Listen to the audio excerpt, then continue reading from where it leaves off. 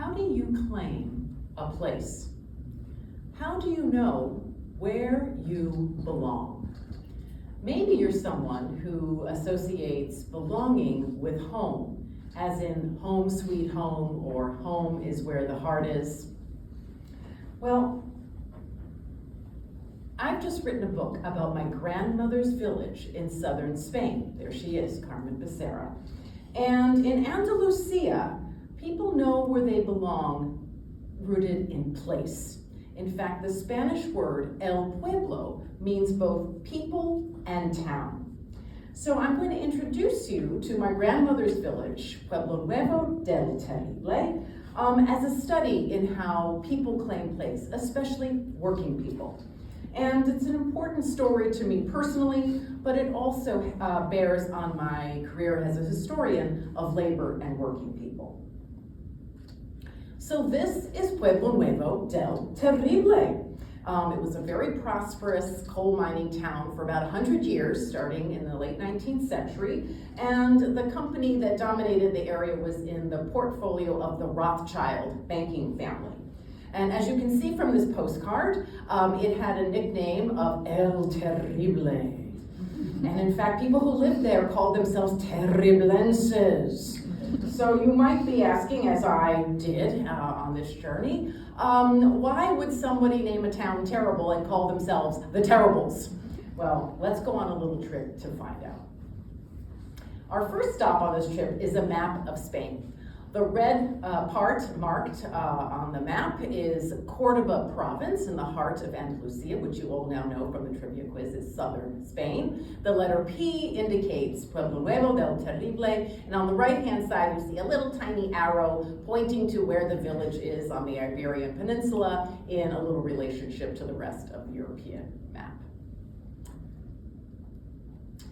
Our next stop is downtown Pueblonuevo, and if you went to the village, you would see this interesting statue of a dog in the center of town, that kind of on a plinth, standing near a coal little wagon there in black. And you'll see on the end of this statue is a little name tag that says Terrible. So Terrible was the name of a dog. As you might tell from this statue, it was a shepherd's dog. You can tell by the spiked collar or carlanca that is wearing around its neck, designed to protect the animal when it was fighting off wolves, doing its job, protecting flocks and sheep from predators. So, as you can see here, this town, Pueblonuevo del Terrible, has conferred some honor on an animal which really symbolizes the attachment of working people to the landscape, and this somewhat interesting story I learned about the dog's discovery of the coal. So the story goes that a shepherd's dog out in the middle of the heat one day was digging a hole to rest in for siesta, and came up all blackened by by coal dust, by black dust. And hence the first mine was named for the dog Terrible. Here is another picture of downtown Pueblonuevo. This is from about 1905, and I love this picture because 1905 is an important date. It's really the year that the town became a freestanding municipality, and as I learned in my research, it became a town where there was none before, largely at the behest of working people. So coal miners and their families got together and petitioned the provincial government to create a town. And so what you don't see in this picture, and here we go with invisible labor, you don't see the dirt and danger of coal mining. What you see is a very placid, sort of rural setting, really featuring the natural landscape of the mountain and Peñón in the background, sort of nice trees ringing the plaza. And so what I argue about this picture is it actually depicts this wide open space, what I call the common ground of community, again, that bears the fingerprints, if you will, the imprint of a community claiming place, making room to gather, making room to claim an identity. Here's another image of Pueblonuevo del Terrible. This is from the mid-20th century, 1955, and again, you see this mining town set in a very bucolic, verdant, almost idyllic setting. And in fact, the town did pretty well for most of its career. What you can't see in the picture is that, in fact, about this time in 1955, Pueblonuevo really started to struggle under the economic policies of the dictator, Francisco Franco. So what I really ended up writing about in telling the story of Pueblonuevo is about how everyday people, particularly rural workers who actually toggled between herding animals, agricultural labor, and stints in the mines, how they got together to build a town more or less, largely on their own terms. And they did so by organizing labor unions, by building cooperative housing, and by burying their dead with dignity.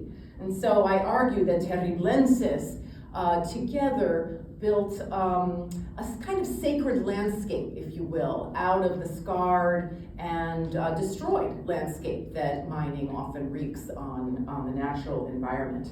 And though the company is long gone, this deep connection of working people to place is symbolized by the protective guardian dog, Terrible, and it really endures as part of their identity with place. Now, like most folk tales, stories about Terrible the dog are really a bundle of different kinds of memories, and many are sort of tinged with magic. The shepherd's tale that I referred to earlier really spins out with the shepherd sort of discovering this animal with blackened paws and black coal all over their fur, and sort of in a panic, right, because the shepherd needs the dog to survive. Tries to scurry the dog to the nearest village, and they find a priest. And the priest confirms that the dog is going to be okay, nothing is wrong, and that this is coal, the substance is coal, and that is a good thing. Some other sort of tales of Terrible involve the dog's collar, la carlanca. In one version, local memory holds that the collar was actually on display in the central plaza for many years, and sort of almost venerated like a holy relic. Another set of tales about Terrible involve this claim that the Rothschilds actually absconded with the collar and kept it in their office at the bank headquarters in Paris for a good luck charm. This commemorative plate you can see I bought last summer, and renders El Terrible, the dog, in gold, with a little few lines of verse underneath the plinth that the dog is standing on, and it reads, Por el Terrible somos mineros. So because of Terrible, the dog, we are miners. And so I bought this 2 years ago. There hasn't been mining in El Terrible for over 50 years. And yet, we are miners. Somos mineros. We are miners. The dog, the story, the mining are rooted in the story of this town and place. As I continued my research, I learned that officially this mine, this surface strike, it's called, which were not uncommon for the 19th century, by the dog Terrible, actually was given officially the name Terrible, La Mina Terrible, I kid you not. And not only that, but there's a Terrible Segunda, a Terrible Tercera, and a Terrible Cuarto. So it's not a one-off. This word, this story, this identification was a major sort of gesture of inscription, if you will, into the landscape, again, rooting a working community in place.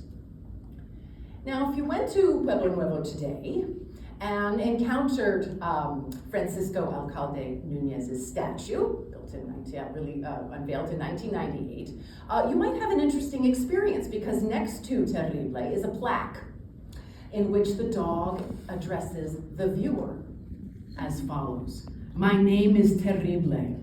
I am the mastiff dog that discovered coal in these areas, and looking heavenward, I fulfilled the promise of life for this land, initiating years of prosperity throughout the region.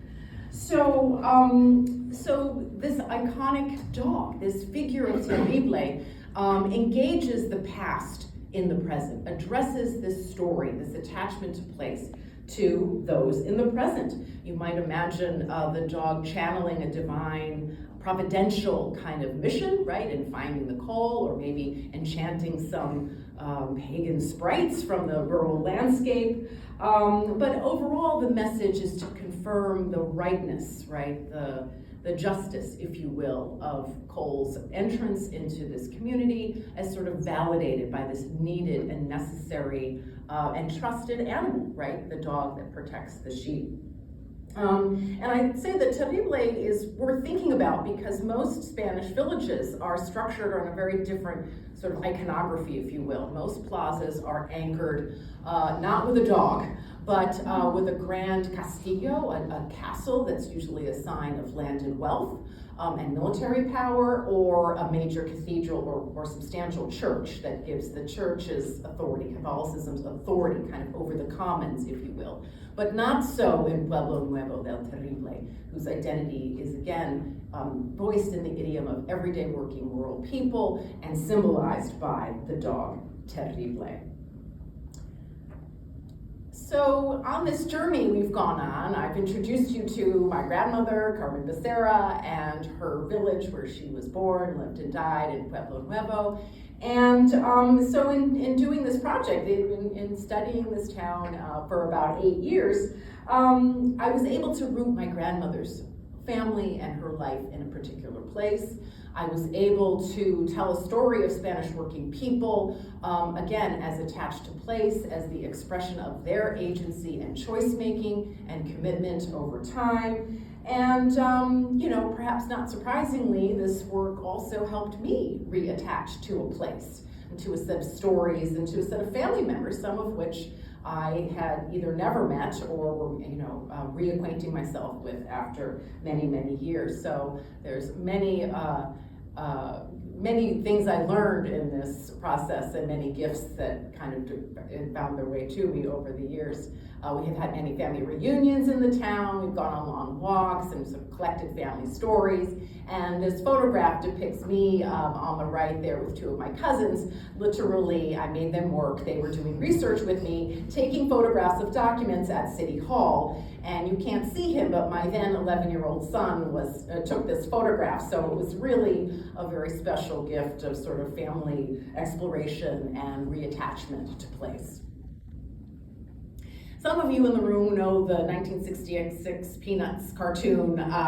It's the Great Pumpkin, Charlie Brown, where Charlie and his friends are walking around trick-or-treating in the neighborhood, knocking on various doors, and most of the children get candy, except for poor Charlie Brown, who, he gets a rock, right? And I want to end by saying, I've gone on a journey around my grandmother's village, knocking on many real and metaphorical doors, but when I got a rock, that is a lump of coal, I knew that I beheld a real gem.